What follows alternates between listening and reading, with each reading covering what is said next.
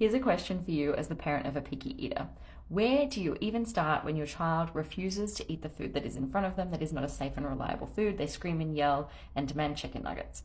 Well, it depends on what your goal is. If it was me, my goal, I'm a parent and I'm also a picky eating dietitian.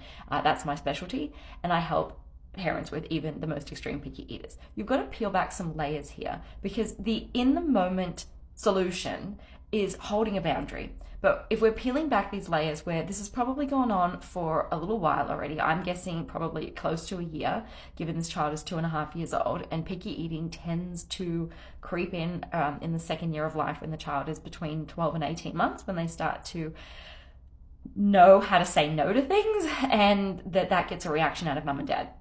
So if this was where I was starting, I would be looking at, okay, what tools, what communication changes do I need? If you're going to hold a boundary, that's changing your communication. It depends also what you're currently doing.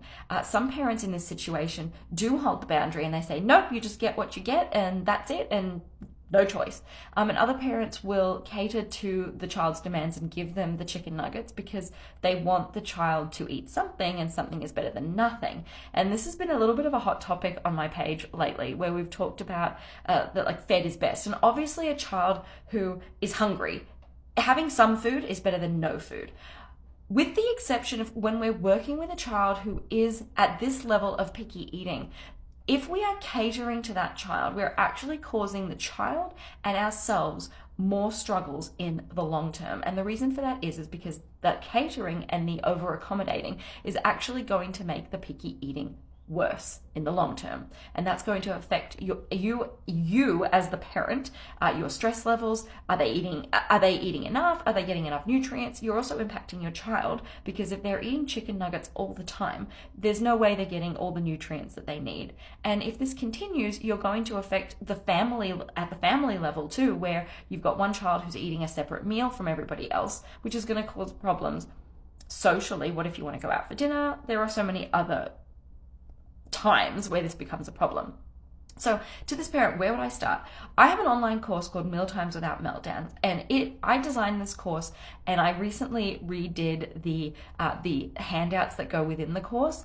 And let me tell you, if you're seriously looking for somewhere to start, this is the place to start.